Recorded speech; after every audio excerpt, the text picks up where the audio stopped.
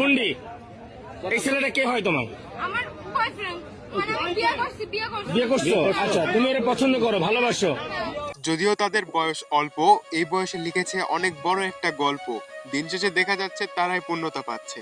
মনে হচ্ছে কবি হয়ে গেলাম। সম্প্রতি রাজশাহী জেলার একটা ছেলে এবং একটা মেয়ের সাথে ভেগে গেছে।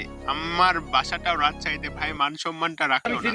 এই যে ইনি তোমার বাবা, উনি তোমার নিতে আসছে, তুমি কি তার সাথে যাবা? আমি ওনার সাথে যাবো।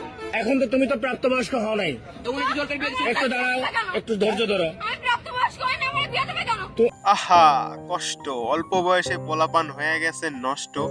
আর এখানে বাবারও কোনো দোষ নাই। বাবাটা অবশ্যই বুঝতে পারছে যে তার মেয়ের চরিত্রে ঝামেলা আছে, সেজন্য আর কি তার বিবাহ হয়তো দিচ্ছে। আর এখানে আর কি বলবো, আঙ্কেলটা অনেক কষ্টে আছে। এটা আমি ভিডিওটা দেখে বুঝতে পেরেছিলাম।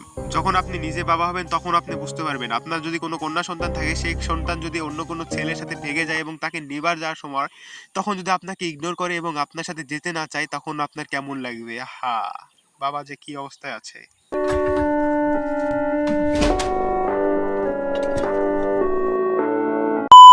যাবো। তুমি কি ওর সাথে যাবা? এখন তুমি তো প্রাপ্তবয়স্ক হও নাই। আমি ওর আব্বুর সাথে কথা বলছি। তুমি ওর কপালে সিঁদুর দেওয়া আছে। আরে মুসলমান। এখানে দেখে যা বোঝা যাচ্ছে, এখানে ছেলের বয়স 17 থেকে 18 এবং মেয়ের বয়স 14 থেকে 15 হবেই না। তো এই বয়সে তারা এই কাজটা করে ফেলেছে। তো বুঝতে পারছেন, এটার জন্য তারাও কিন্তু দায়ী না, এটার জন্য কিন্তু আমাদের সমাজ দায়ী। কেননা এটা প্রথম ঘটনা না যে তারা ভেঙে গেছে, এর আগেও কিন্তু অনেক বয়স্ক মানে অনেক ছোট বাচ্চারাও আর কি ভেঙে গেছে, এটা আমরা দেখে গেছি সোশ্যাল মিডিয়াতে। তো তারাও কিন্তু এটাই শিকার। এখন যদি আপনাদেরকে প্রশ্ন করি, দিন শেষে আপনি কাদেরকে দোষ দেবেন? গভর্নমেন্টকে, নিজের পরিবারকে, নাকি সমাজকে? উত্তর এখানে প্রত্যেকটাই ভুল হবে, কেননা আমরাই আমাদের সিস্টেমটাকে এভাবে তৈরি করে ফেলেছি। কি করবা তুমি? এত সাহস নিয়ে কিভাবে আসলে রাজশাহী থেকে এখানে? ফোন করেছে এই জন্য এসে আমি বলেছি বলেই তো আসছি। তুমি সাহস দিয়ে আনছো? বিষয়টা একটু বোঝো, এতটুকু মেয়ে নাকি এই ছেলেটাকে সাহস দিয়ে এখানে আনছে।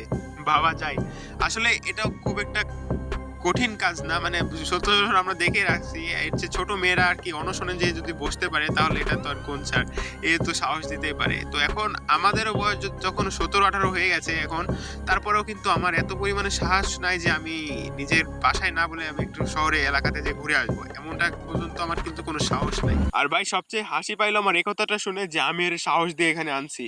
সাথে যাবা? হ্যাঁ, যাবো। আর ও যদি তোমার একটা বিপদে ফেলে তাহলে কি হবে? কি করে বিপদে ফেলবে? মনে করো যে একটা বিপদে ফেললো, ও তোমার একটা বিপদে ফেললো, আমার আব্বু বলছে আমি যদি চলে যাইতে চাই আমাকে চলে যাইতে বলছে। তুমি আর গায়ে হাত দেবো না। এই লোকটা কিন্তু একদম একটা ভালো প্রশ্ন করেছে যে ছেলেটা যদি তোমাকে এখান থেকে নিয়ে গিয়ে মানে বিপদে ফেলায়, মানে এমনও হতে পারে যে সে তোমাকে কোথাও বিক্রি করে দিবে বা অন্য দেশে পাচার করে দিবে, তো সেক্ষেত্রে তুমি কি বলতে চাচ্ছ? এই ভাইটা একটা অনেক ভালো একটা প্রশ্ন করছে। সেক্ষেত্রে মেয়ে বলতেছে যদি সে আমার সাথে এমনটা করবে, মানে কতটা কনফিডেন্স, একটা কথা ভাবো যে কতটা কনফিডেন্স হলে ছেলেকে সে ভাগায় নিয়ে আসছে, মেয়ে হয়ে সে ছেলেকে ভাগায় নিয়ে আসে। যদিও ছেলেটা ওইখানে গেছে, মানে বুঝতে পারতেছো কতটা সাহসে ওইখানে গেছে।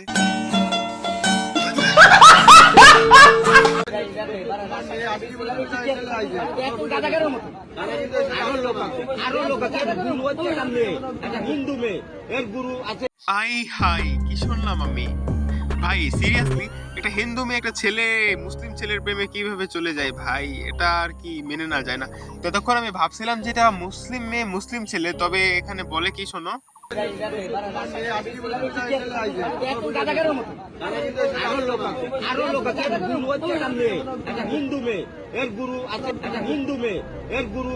তো বুঝতে পারতেছো যে মেয়েটাও ছিল হিন্দু এবং এখানে একটা গেঞ্জাম হবে, এটাই স্বাভাবিক যে তার পরিবারও মেনে নেবে না, সমাজও মেনে নেবে না যে একটা মুসলিম ছেলে একটা মেয়ে হিন্দু মেয়ে, মানে দুইজন আলাদা ধর্মের। তো এখানে সমাজও মেনে নেবে না তাদেরকে, সেজন্য আর কি এখানে আর কি তর্ক বিতর্ক হওয়ারই কথা। এবং তার বাবা কিন্তু, মেয়েটির বাবাও কিন্তু আরেক জায়গায় বিয়ে ঠিক করে রেখেছিল তার মেয়েটির, কিন্তু তার মেয়েটি তো ভেগে চলে এসেছে। তো এখন কি করা যায়? তো ভাই আমরা বিষয়টা হেসে উড়িয়ে দিলেও কিন্তু এটা হেসে উড়িয়ে দেওয়ার কোনো বিষয় না। যে বাবা, যে পরিবার, যে বংশ তাকে ছোটবেলা থেকে লালন পালন করেছে, সেখান থেকে পালিয়ে আসা আমি কখনোই এখানে প্রমোট করব না যে এটা ঠিক। তো বয়সের কারণে হয়তো তারা চলে এসেছে। এখানে নেটিজেনরা অনেকেই কমেন্ট করেছে যে ভালোবাসা মানে হালাল ভালোবাসা, কেউ বলতেছে, আবার কেউ বলতেছে যে বয়সের জন্য সবকিছু এগুলো হচ্ছে। এই ছেলেটা কে হয় তোমার? আমার বয়ফ্রেন্ড, মানে আমি বিয়ে করছি। বিয়ে করছো? আচ্ছা। আমার অডিয়েন্স হিসেবে তোমাদেরকে আমি কখনোই রিকমেন্ড করব না তুমি যদি একজন মুসলিম হয়ে থাকো তাহলে হিন্দুর সাথে ভেগে যাবা, এবং তুমি যদি হিন্দু হয়ে থাকো তাহলে একজন মুসলিম ছেলের সাথে তুমি ভেগে যাবা, এমনটা কখনোই রিকমেন্ড করব না। কেননা তোমার সমাজ এটা কিন্তু তোমার কাছে খুবই গুরুত্বপূর্ণ। কেননা ধর্মের বাধা যতই এখানে থাকুক না কেন, তোমাকে কিন্তু ছোটবেলা থেকে তোমার বাবা মা লালন পালন করেছে, একটু একটু করে তোমাকে কিন্তু বড় করেছে।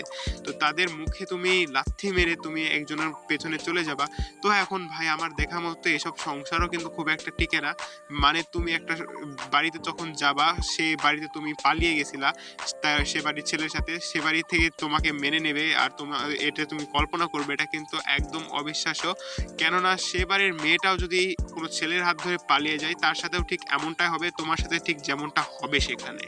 আই গেস কি তোমরা এটুকু বিষয় বুঝতে পেরেছো যে আমি তোমাদেরকে কি বোঝাতে চেয়েছি। তো ঘটনাটা আমাদের রাজশাহী জেলাকে কেন্দ্র করে হয়েছে। আমি নিজেও মানি যে আমাদের রাজশাহী জেলার ছেলেরা একটু বেশি স্মার্ট, সেই জন্য আর কি বাইরের জেলার মেয়েরা একটু বেশি পাগল হয়ে যায় তাদের প্রতি।